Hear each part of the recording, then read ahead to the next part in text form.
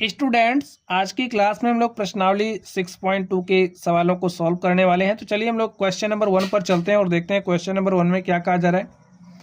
आकृति 6.17 फर्स्ट और सेकंड में डी समांतर बीसी है। तो यहाँ पर ये जो आप डी देख रहे हो समांतर है बीसी के, डी समांतर है बीसी के। फर्स्ट में ईसी, यहाँ पर ये जो हमारा फर्स्ट है इसमें ये जो ईसी है हमें ईसी को क्या करना है, ज्ञात करना है। और सेकंड में एडी ज्ञात कीजिए। तो यहाँ पर ये जो एडी है हमें एडी की लंबाई को ज्ञात करना है। तो स्टूडेंट, इस प्रश्न को सॉल्व करने से पहले ये जो हमारी प्रश्नावली है, इस प्रश्नावली में जो हमारा कॉन्सेप्ट है हम लोग यूज किए जाने वाले कॉन्सेप्ट को समझ लेते हैं। तो स्टूडेंट, ये जो हमारी प्रश्नावली है इसमें थेल्स प्रमेय का प्रयोग होगा। ठीक है, किसका प्रयोग है? थेल्स प्रमेय। अब ये थेल्स प्रमेय क्या है इसे हम लोग समझते हैं। आप समझिए, हमारे पास कोई त्रिभुज है, ये त्रिभुज है ए बी सी, हमने इसको नाम दे दिया है, हमारा त्रिभुज ए बी सी है। ये जो त्रिभुज ए बी सी है इसमें किसी भी भुजा के समांतर हमारे पास कोई रेखा है इस तरीके से। ये जो रेखा हमने डी ई बनाई, ये रेखा डी ई बी सी के क्या है, समांतर है। तो इस केस में क्या होगा कि ये जो रेखा डी ई है, चलिए लिख देते हैं, इसमें जो डी ई है वो समांतर है किसके, बी सी के।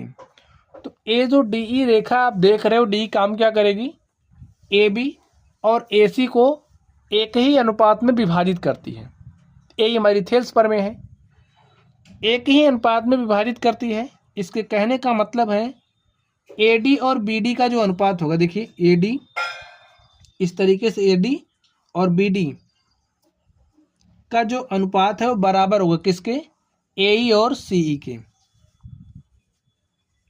ए और सी के। तो यही हमारा क्या है, थेल्स प्रमेय है। बात आप लोग समझ गए होंगे स्टूडेंट, ये हमारा थेल्स प्रमेय है। ठीक है, एक हमारा और होता है, इसे थेल्स प्रमेय का विलोम, थेल्स प्रमेय का विलोम आप लोग कर दीजिए।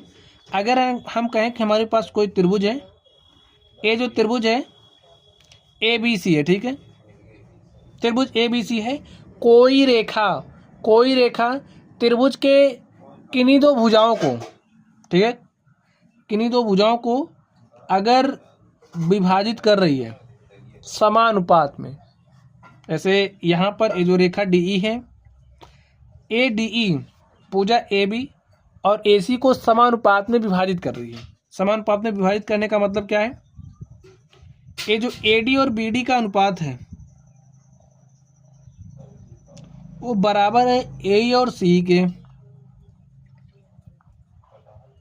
तो इस केस में ये जो रेखा डी ई है वो पैरेलल होगी बी सी के, रेखा डी ई समांतर होगा बी सी के।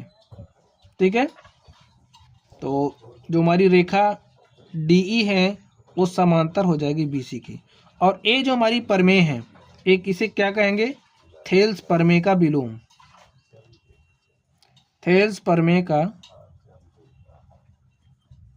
विलोम। ठीक, चलिए अब हम लोग क्वेश्चंस पर चलेंगे और प्रश्नों को सॉल्व करेंगे। स्टूडेंट, अभी ये जो कॉन्सेप्ट हमने आपको सिखाया है, कॉन्सेप्ट आपको आसानी से क्लियर हो जाएगा। आप लोग क्वेश्चंस को ध्यान से देखिए। अब इस नंबर 1 में आप लोग ध्यान से देखिए,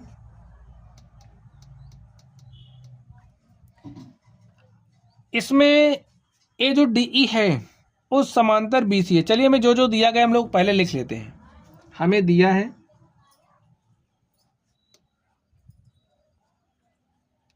डी ई समांतर बी सी। अब आप लोग देख करके ही जान सकते हैं, डी ई समांतर बी सी हमारा त्रिभुज ए बी सी है। तो जब डी ई समांतर बी सी हो रहा है तो इसमें हम लोग थेल्स प्रमेय अप्लाई कर सकते हैं। तो लिख दीजिए, इसलिए थेल्स प्रमेय के अनुसार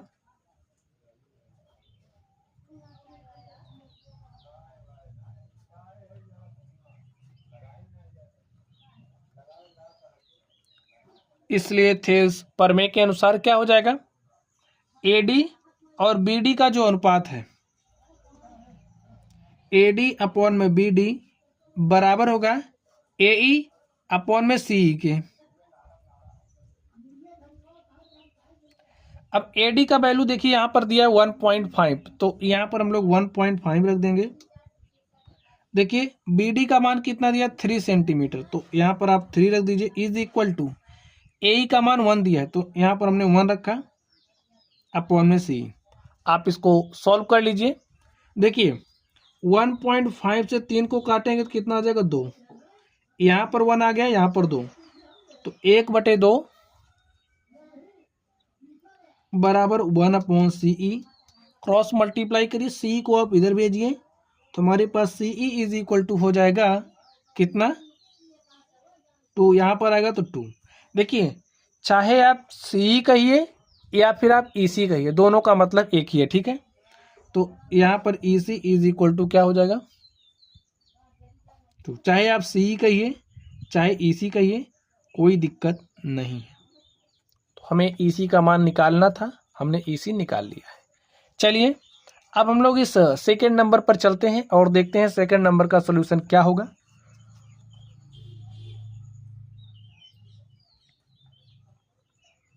इसमें हमें EC को निकालना है, इसमें हमें AD को निकालना है। तो AD हमारा यही है, हमें A निकालना है। अब देखिए हमें क्या दिया है, दिया है ये जो हमारा त्रिभुज ABC है, इसमें DE समांतर BC है। त्रिभुज ABC में DE समांतर BC है। अब जब DE समांतर BC हो रहा है तो ये रेखा क्या करेगी, AB और AC को एक ही अनुपात में विभाजित करेगी। ये तो हमारी थेल्स प्रमेय है ना, तो थेल्स प्रमेय यहाँ पर अप्लाई हो जाएगी, तो अप्लाई करिए। लिखिए थेल्स प्रमेय के अनुसार